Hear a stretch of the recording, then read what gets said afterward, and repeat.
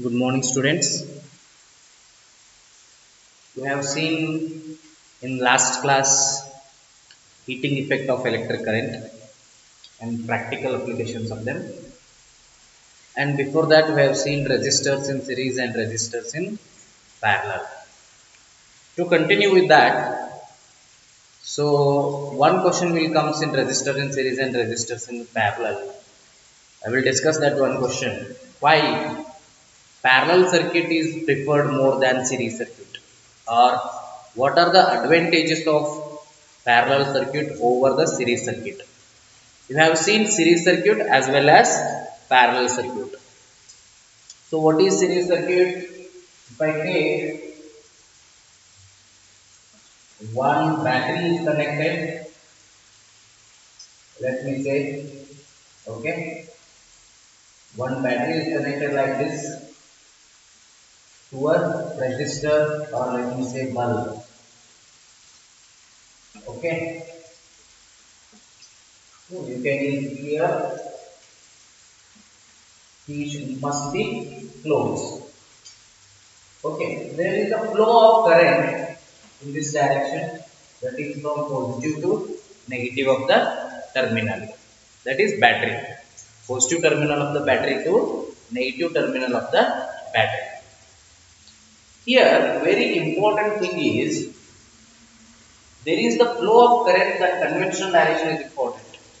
Okay, battery is there and bulb is there. So, if it is series circuit of resistors, I will make resistors here. First resistor, second resistor, third resistor. Okay. This is the series circuit. Let me say it as R1, R2, R3. Okay. R1, R2, R3. These three are resistors. I hope you are getting my point. R1, R2, R3 are resistors. These are connected end to end. That means it's a series circuit. We have seen it in the last class. I will draw a parallel circuit also here, so you can see the differences. Okay.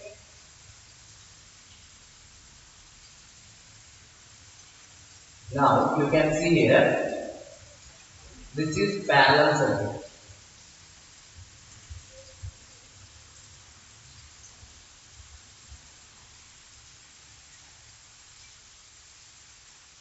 You can draw also. This is what we call parallel circuit.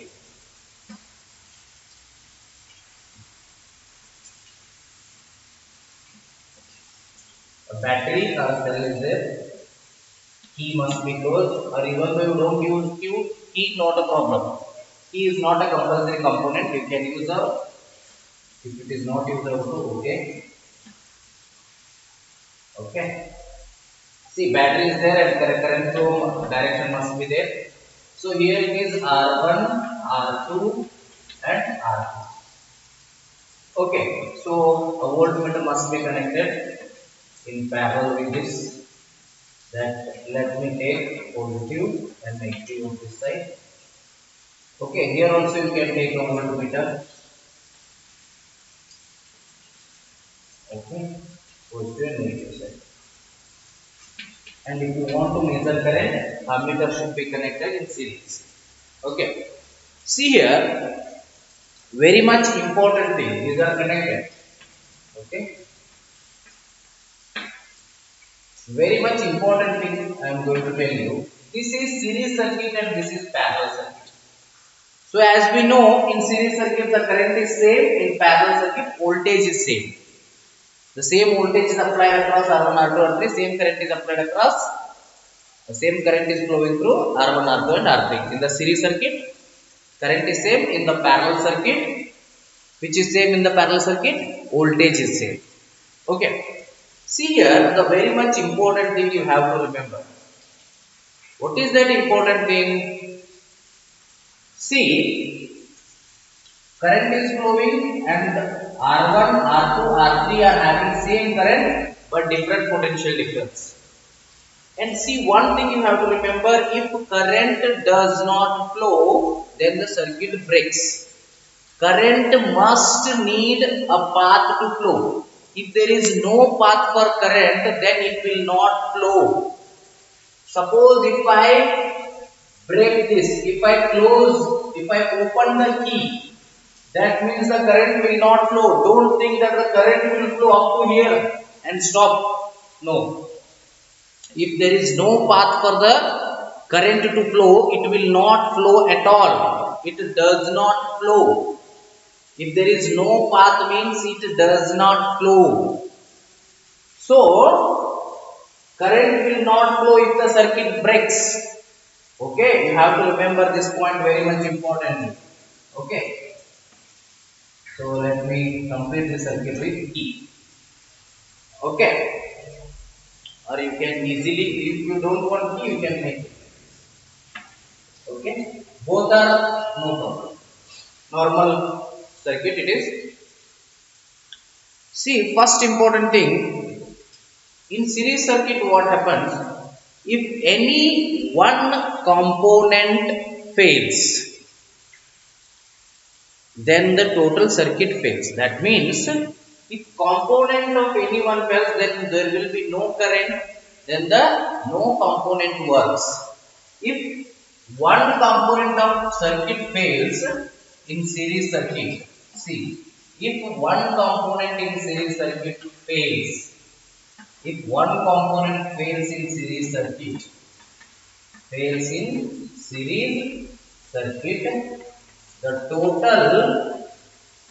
the total circuit breaks. CKT means you have to remember it as circuit. Okay, the total circuit breaks so that no component in the circuit works. No component in the circuit works. For example, see here, if my R1 breaks here, if my R1 is not working, if my R1 is not working in series circuit, if my R1 breaks here, see this is not working means the current will not flow through this.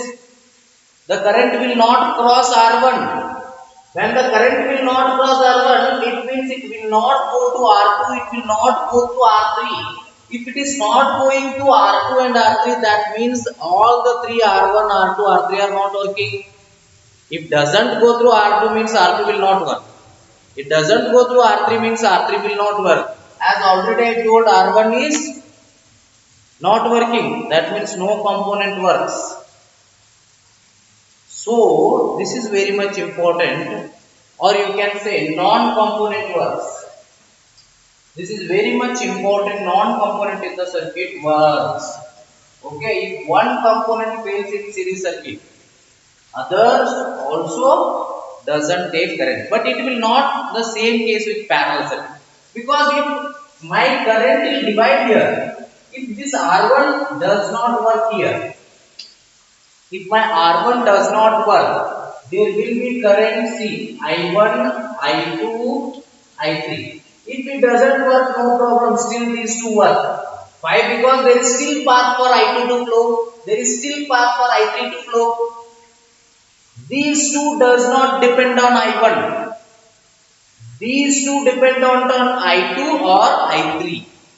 When these are dependent on I2 and I3 means those can easily work because I2 is coming, I3 is coming, only I1 is not coming. But that is not the case in series circuit. R2, R3, R1 all are dependent on I only. If R1 fails, I will not be go to R2 and I will not be go to R3. So this is the case with series circuit and parallel circuit.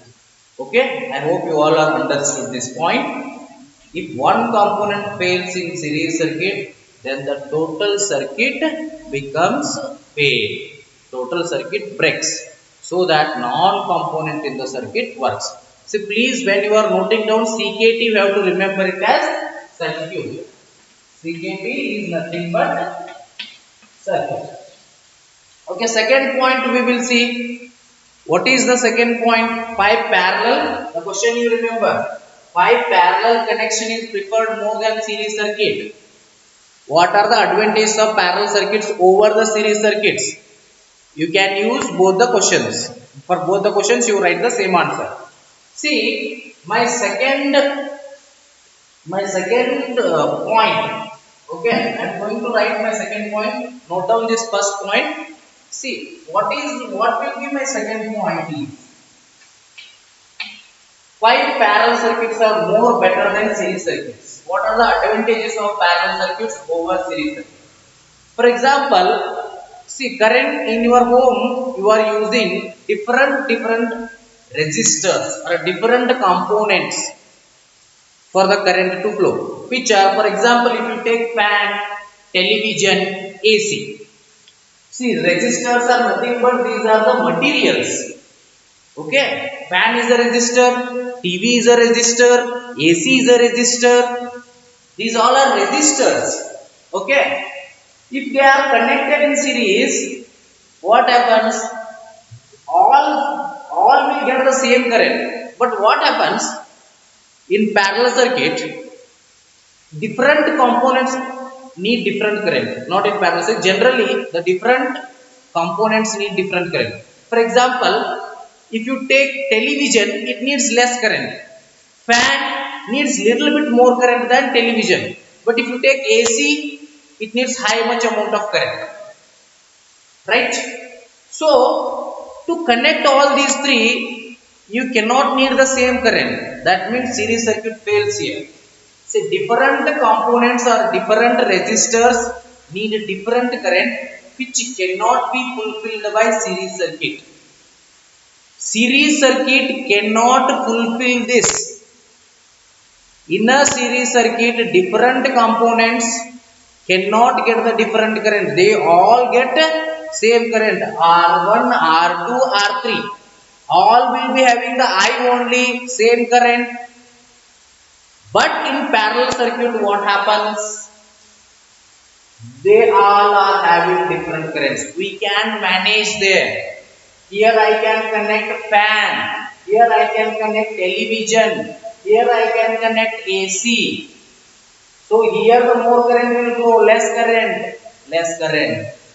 So in this way parallel circuit is important. What is second one?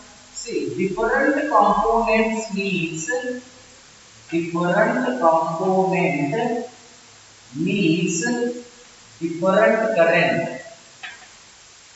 Different components needs different current which cannot be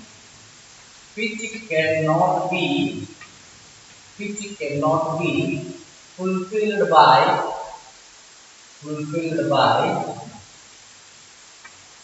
series circuit,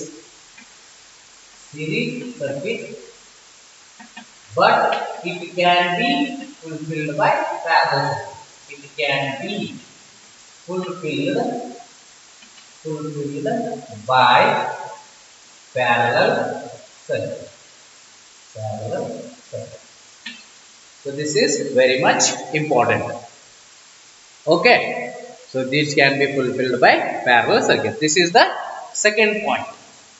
So now I will write the third point. So what happens if this is very much important, easy point. What happens in series circuit and parallel circuit? If we calculate also, here we will add the effective resistance. Here we will add the reciprocals of the effective resistance. So Rs equal to R1 plus R2 plus R3 in series circuit. But Rp equal to 1 by Rp equal to 1 by R1 plus 1 by R2 plus 1 by R3. So we add the reciprocals means third point is that generally the resistance in parallel circuit is less. Generally the resistance in parallel circuits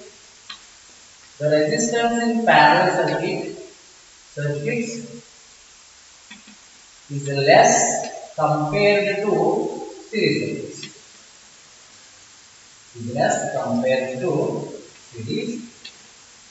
circuits. So these are the three most important points you have to remember why series connection doesn't prefer over parallel connection, or you can say why parallel connection is preferred more over the series connection. or what are the advantages of parallel connection over the series connection? So for all the questions, these 3 points will be the answer. Please note down this, very much important. I have written first point here. If one component fails in series circuit, the total circuit breaks, so the non-component in the circuit works. But it will not be the same case in the parallel circuit. Okay. Second point, different component means different current which cannot be fulfilled by series circuit, but it can be fulfilled by parallel circuit. Third one, generally the resistance in parallel circuit, the resistance in parallel circuits is less compared to series circuits. So with these three reasons, parallel circuits are preferred more over series circuits. I hope you all are clear with these points. So next what I will do is, I will move to, so this is over. Now I will move to heating effect of, practical application of heating effect of electrical. So what are the practical applications of heating effect of electric current? So what max practical applications we have? So practical applications of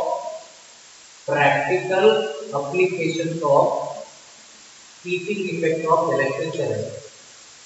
Practical application of heating effect of electric current. Practical application of heating effect of electric current. Practical application of heating effect of electric current. So before going to this, we'll have another one. So we'll see this one in the next class. So before that, we have H equal to I square RT formula. So last class we have seen this electrical energy. H equal to I square RT. This is called Joule's law of heating. This is called what? Joule's law of heating. Okay. This is called, this you should remember this. This is called Joule's law of heating. Electrical energy equal to electrical energy that converted into heat energy, that is equal to I square RT. What is Joule's law of heating says? In a resistor, the heat produced in the resistor of an electric circuit. So I will write clearly. So please note down this also. The heat produced in the resistor of an electric circuit. The heat produced in the resistor of an electric circuit. Okay. See. The heat produced, this might be asked for 2 marks or 3 marks. The heat produced in resistor of an electric circuit.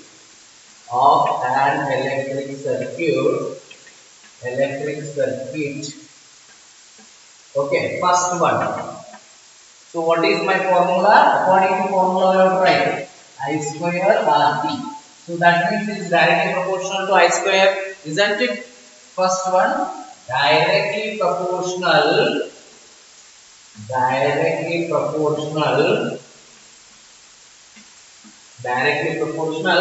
to the square of the current. I square means it is square of the current. To the square of the current flowing through it. To the square of the current flowing through the circuit. See, I square RT means square of the current is there. So the heat energy, where the heat energy is produced, it is in the resistor. The heat energy produced in the resistor, or the heat produced in the resistor of an electric circuit, is directly proportional to the square of the current flowing through the circuit. Electric current is flowing through the circuit, to that to square of the electric current flowing through the circuit. Second one, what is my second point? My second point is very much important. Second, you can write it here. R. So directly proportional that one also. Directly proportional. Directly proportional to the resistance of a resistor. To the resistance of a conductor, or can say resistor. Directly proportional to the resistance of a resistor. And third point, T. Directly proportional to the time. Directly proportional to the time for which the current flows. For which current flows in the circuit.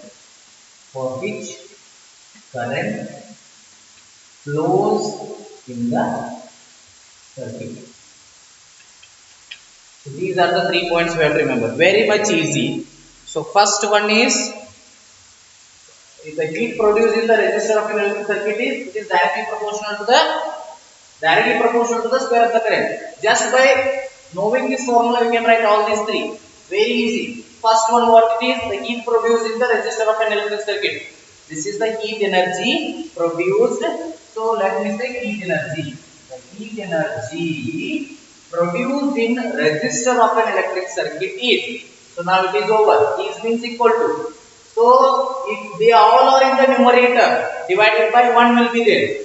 Numerator means what I already said, directly proportional.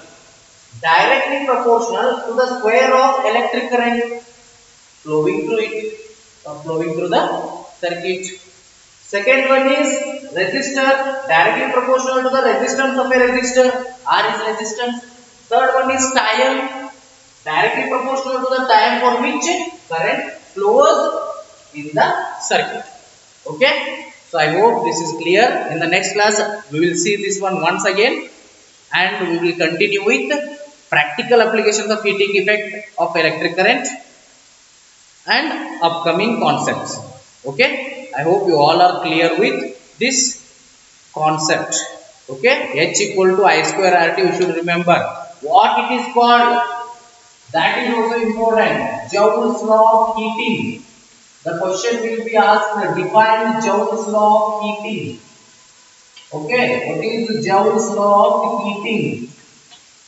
Joule's law of heating is nothing but the heat energy produced in resistor of an electric circuit is directly proportional to the square of the electric current flowing through the circuit. Directly proportional to the resistance of resistor in the circuit, you can say. In the circuit. Or if the circuit is already there, so no need to write it again. Directly proportional to the resistance of a resistor, directly proportional to the time for which current flows in the circuit. So these are the 3 points you must remember, so that this is called Joule's law of heating. In this class, what we have seen? Parallel connection over series connection. How the question will be asked? Why parallel connection is preferred more over series connection? What are the disadvantages of series connection? What are the advantages of parallel connection? Why parallel connection is preferred more over the series connection? Okay, why series connection will not be preferred over the parallel connection? These kind, all for the 5 questions, the answer will be same. This is a different mode of asking the question.